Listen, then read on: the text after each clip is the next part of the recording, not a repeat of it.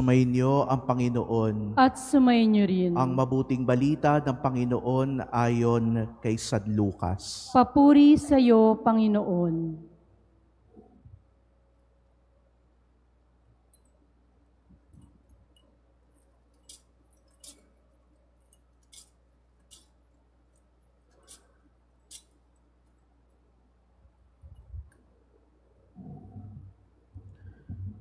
Noong panahong iyon, samantalang dumaragsa ang mga tao, sinabi ni Jesus, "Napakasama ng lahing ito. Naghahanap sila ng palatandaan mula sa langit, subalit walang ipapakita sa kanila maliban sa palatandaang inilalarawan ng nangyari kay Jonas. Kung paanong naging isang palatandaan si Jonas sa mga taga Ninive, gayon din naman magiging isang palatandaan sa lahing ito ang anak ng tao. Sa araw ng paghuhukom, titindig ang reyna ng timog laban sa lahing ito at sila'y hahatulan niya ng kaparusahan. Sapagkat nanggaling siya sa dulo ng daigdig upang pakinggan ng karunungan ni Solomon. Ngunit higit na di hamak kay Solomon ang naririto. Sa araw ng paghuhukom ay titindig ang mga taga Ninive laban sa lahing ito at hahatulan ng kaparusahan sapagkat nagsisi sila dahil sa pangangaral ni Jonas. Ngunit higit na di hamak kay Jonas ang naririto." Ang mabuting balita ng Panginoon. Pinupuri ka namin, Panginoong Hesukristo. Mga minamahal kong kapatid sa ating Panginoong Hesukristo, magandang gabi po sa inyong lahat. Magandang gabi po, Father. Parang wala naman kayong gana. Magandang gabi po sa inyong lahat. At batiin po natin ang isa't isa ng magandang gabi. Good evening po. Sana po kayo ay nasa mabuting kalagayan. Tayo po ngayon ay nasa Miyerkules sa unang linggo ng Kwaresma, ikatlong araw ng ating paghahanda para sa kapistahan ng ating patrong si San Jose, ang kanyang la muerte o kanyang pagpunta sa langit. Ako po si Father Paul Wu.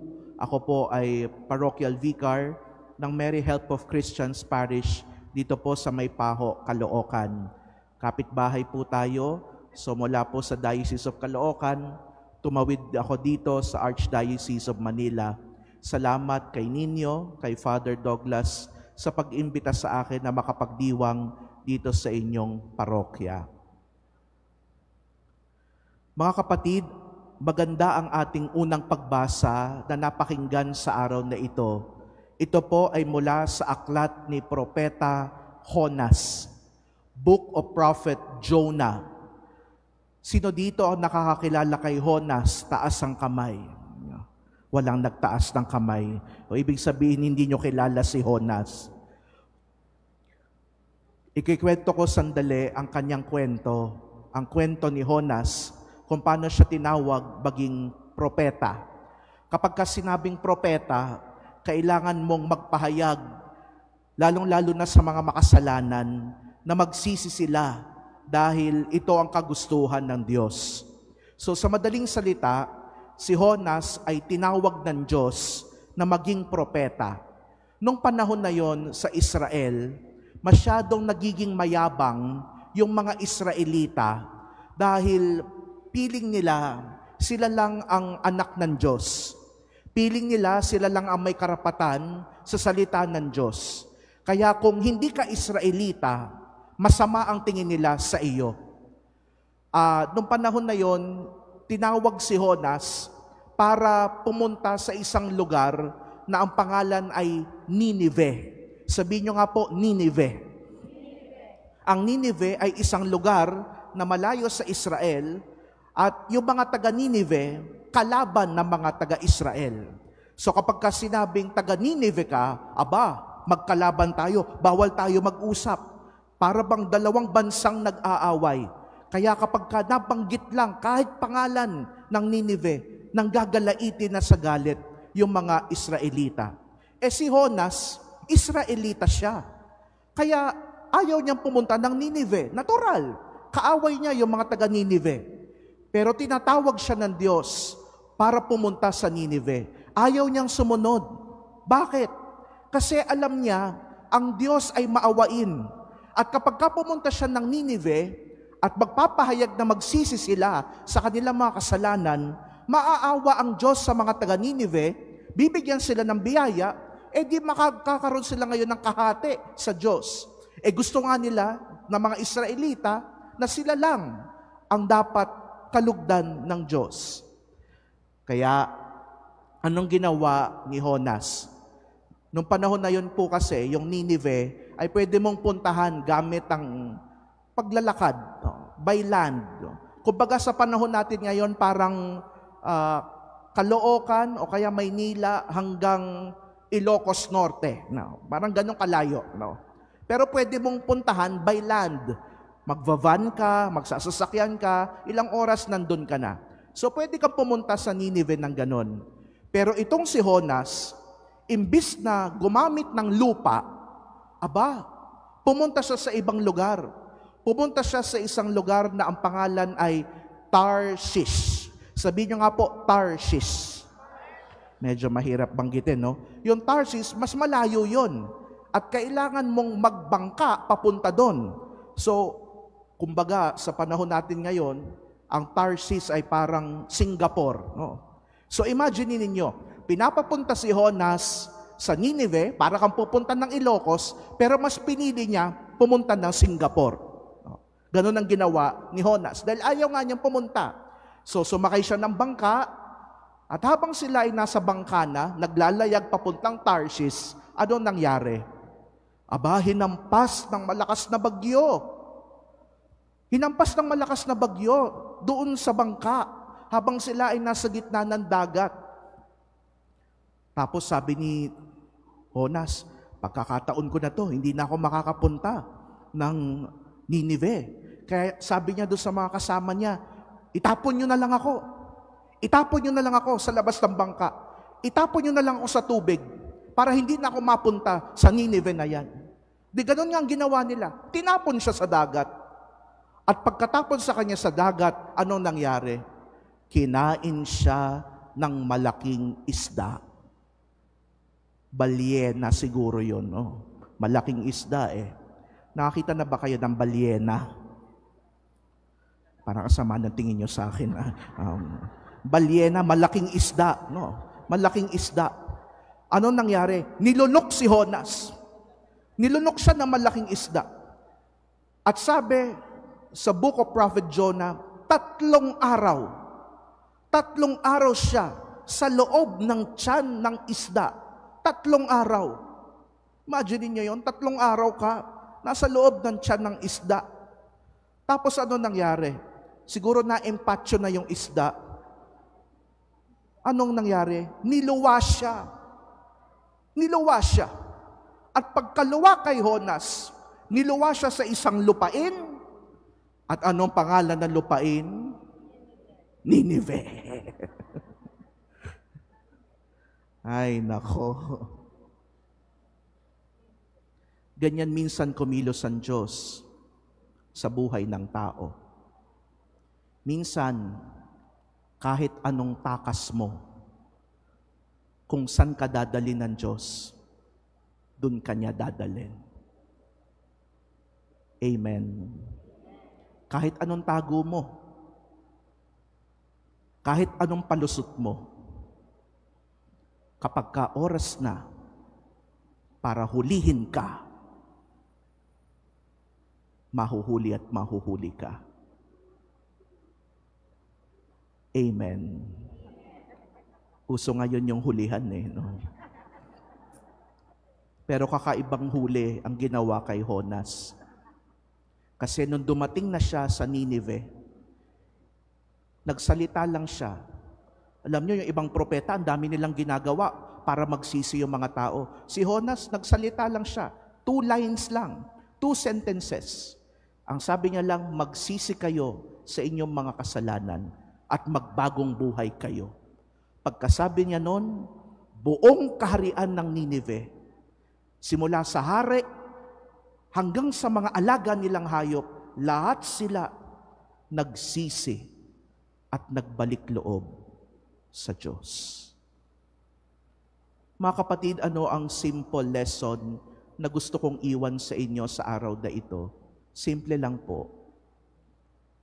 Huwag mong takasan ng mga problema mo sa buhay. Minsan, ang mga problemang binibigay sa iyo ng Diyos ay paraan para mapalakas ka niya. Dahil hindi ibibigay sa iyo ng Diyos ang problemang yan kapag ka alam niyang di mo kaya. Kung meron tayong Diyos na nagbibigay ng problema sa atin at alam niyang hindi natin kaya, anong klaseng Diyos yun? Sadistang Diyos, masokistang Diyos. Pero hindi ganyan ang Diyos natin. Ang Diyos natin ay puno ng awa. Kaya binibigay niya sa iyo ang mga problemang yan. Binibigay niya sa iyo ang mga pagsubok na yan, hindi dahil galit siya sa iyo. Hindi dahil gusto kanyang parusahan. Minsan binibigay niya ang problema sa iyo dahil alam niya, lalabas pa kung ano ang mas mabuti at mas maganda sa iyo. God gives us problems not because He hates us, not because He wants to punish us, but rather God gives us problems because He wants to bring out what is best in us. Dahil hindi ibibigay sa iyo ng Diyos ang problema kapag kaalam niyang di mo kaya. Ibibigay niya sa iyo ang problemang yan dahil alam niyang kaya mo. Alam niyang kaya mo at kakayanin mo. Amen. Minsan nga akala mo problema, pero hindi talaga problema. Minsan yung inaakala mong problema, pagdating ng panahon, marirealize mo, yung problemang yan pala ay isang biyaya.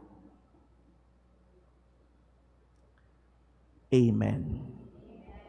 Parang ang sama ng tingin nyo sa akin. Amen ba? Amen. Okay na to. Uso ngayon yun no? Okay na to. Pero sana po, malinaw sa inyo, huwag niyong takasan ang inyong problema. Harapin ninyo dahil minsan ang problemang yan ay biyaya sa buhay ninyo. Amen? Wakasan ko sa isang kwento. Okay lang ba? Wala naman kayo magagawa, di ba? Nasa akin yung microphone Kami pong mga pare, 2 lang naman na panahon sa isang taon na pagod kami. Holy Week, simbang gabi. No? Kaya pag Holy Week at simbang gabi, pagod na pagod ang mga pare. Simbang gabi, mas pagod ka kasi puyat ka, no? Tapos may misa ka sa gabi, sa madaling araw. Pag Holy Week, pagod ka din kasi ang init ng panahon, ang daming mga activities, tapos nakasutana ka, ganyan, magpapakumpisal. Naalala ko, mga 3 Holy Weeks ago, 3 years ago, pari na ako noon. Holy Week, pagod na pagod ako. Kasi may prosesyon, tapos ang daming nangungumpisal, nakasutana ka, ang init-init, terikang araw. Kaya pagkatapos ng Holy Week, nagkasakit ako. At yung sakit ko, isa sa mga pinaka-nakakahiyang sakit na pwede mong sabihin. Alam niyo kung anong sakit yon? Tanungin niyo ako ano. Nagkaroon ako ng pigsa. Alam niyo naman kapag kapigsa, ang susunod na tanong, Father, saan tumubo yung pigsa? Hindi ko nasasabihin, baka mandiri kayo. Pero alam niyo, nagkapigsa ako pagkatapos ng Holy Week. At yung pigsa na yon biglang namaga. Lumaki ng lumaki. At sa sobrang laki niya, nagkaroon na ng nana. Medyo kadiri, no? Na-infection na siya, lumaki, at nilalagnat na ako. Sa sobrang taas ng infeksyon, kailangan na akong dalhin sa ospital. Dinala ako sa ospital. Nasa emergency room ako. At sabi sa akin ng doktor, Father, sorry, kailangan nating operahan. Putukin yung pigsa. Di, sakit-sakit. Hindi ako makakilos. Tapos habang nakahiga ako sa emergency room, nagtampo ako sa Diyos. Sabi ko, pambihira naman, Lord. Binigay ko ang lahat sa iyo ng Holy Week. Nagpakapagod ako, nagprosesyon ako, nagpakumpisal ako ng napakaraming tao. Ito ang ipapalit mo sa akin? Pigsa! Bakit ako pa? Bakit hindi na lang yung ibang taong simbahan na nagkapigsa? Pwede naman yung mga CWL na yan. O kaya ibang organisasyon. Bakit ako pang pare? Bakit ako pang nagkaroon ng pigsa? Bakit mo hinayaan, Lord, na magkaroon ako ng pigsa sa singit? Nasabi ko na tuloy kung saan. At alam nyo, pagkatapos ng operasyon, sabi ng doktor, Father, sorry, bawal kang kumilos. Bedridden ka ng ilang araw. At habang ako'y nakahiga, para bang unti-unti, nare-realize ko, matagal na akong hindi nakapagpahinga ng ganito. Matagal na akong hindi nakakumpleto ng tulog na ganito. Matagal na akong hindi nakapaghiga ng ilang araw tulad nito. At nung lumabas na ako ng ospital, doon ko na-realize na baka kaya ako nagkaroon ng pigsa dahil gusto ng Diyos makapagpahinga ako. Amen. Yung inaakala kong problema ay hindi pala problema.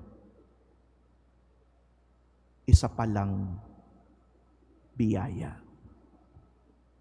Kayo, ano ang mga pigsa ng buhay ninyo? Ano yung mga problema ninyo? Balikan nyo. Sa araw na ito, balikan nyo ang mga problemang yan. Harapin nyo. Huwag nyong takasan. Kasi baka magulat ka. Yung problema na yan ay hindi pala problema, kundi isang biyaya. Amen.